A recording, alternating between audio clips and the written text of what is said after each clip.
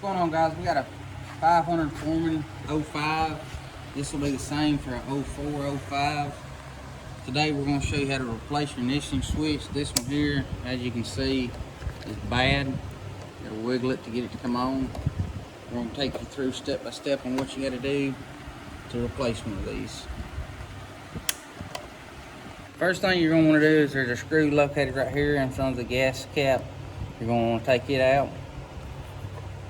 The rest of this, as you can see here, it pops on. You're going to want to work it loose slowly to make sure you don't break nothing.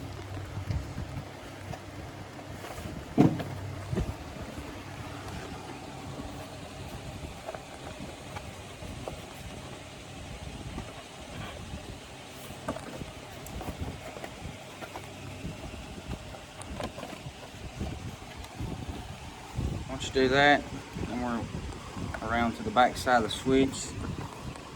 As you can see, the switch just pops in, but first we have to disconnect it from where it's plugged in at, and the switch is going to run down through here and up underneath the fenders. So let's locate it there. So underneath the left hand side, if you're sitting on the bike, it's going to be the left hand side front fender. You're going to have to take this inner fender out. Now, you've got a push pin down here, and you've got a 10mm bolt here. You've got a 10mm bolt there and there, and a push pin here, and then another 10mm bolt there. We're going to take this out. Now, this bike is 20 years old, so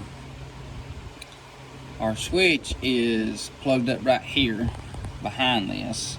I don't know if it's been relocated or if that's where it's at from the factory, but that's where it's plugged up. So we're going to remove this fender, inner fender, so y'all can see better what we're doing and to get to it easier to snake it out.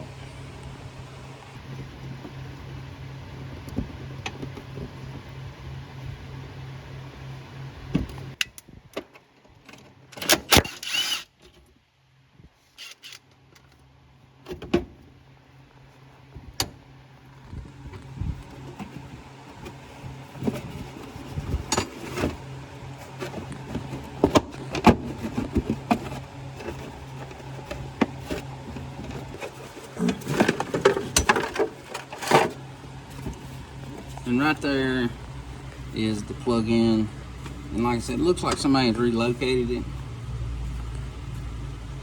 but we're just going to cut the zip ties here and snake it out. Oh, it looks like it was plugged up here and it's broke. The tabs broke for it, so that's why it's there. So it will be underneath the driver or the left-hand side fender. So we're just going to cut these here and snake it out, and we're just probably going to put it back right here.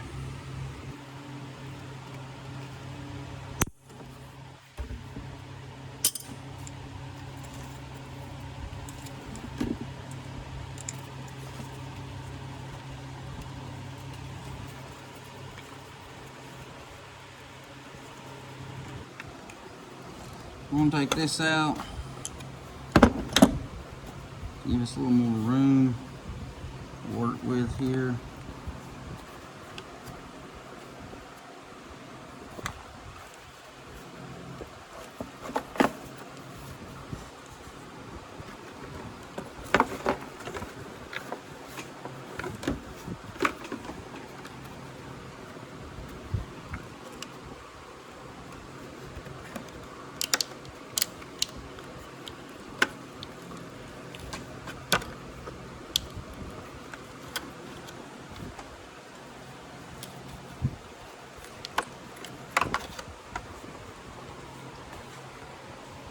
And to get it out of this, all you do is push these little tabs in.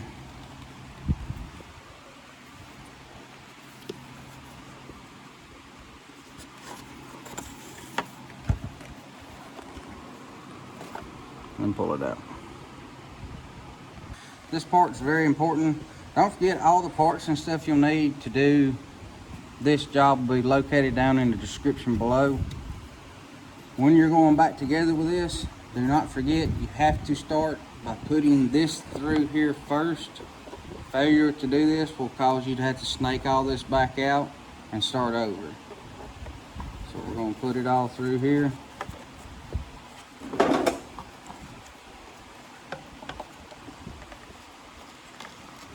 This does have a little nipple on it that lines up here. And it just pushes in. Failure to do that will result into you having to disconnect it to run it back through the cover. Make sure you go back through the same way you took it off so that it fits and is not pulling on it or nothing, to make sure that it works properly. We had our wire fished back through. This is just something I like doing. I like putting a little dielectric grease on my plug-ins, especially ones that are underneath the wheel wells and stuff that are close to water.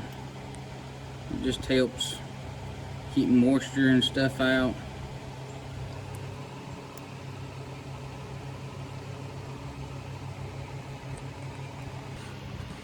Now we're just going to plug it back up.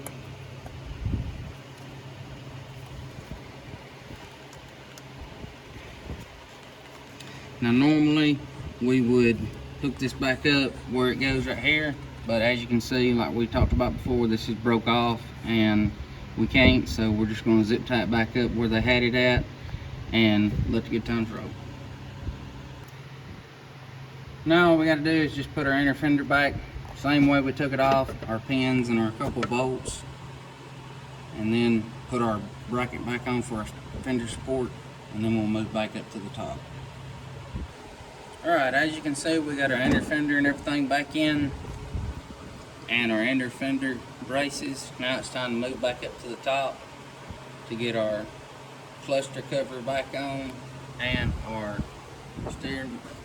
headlight strap back on as well. Normally there would be a bolt right, or a little screw right here. Like I was saying earlier, this Ford is 20 years old. Somebody's done taking it out, but it does have the little push pin button. That's the last thing we took out. Now it's time to put this piece back around our cluster. This is your dash cluster. This piece just kind of pops in. It's got these pieces here, well, these pieces here that slide into these and lock.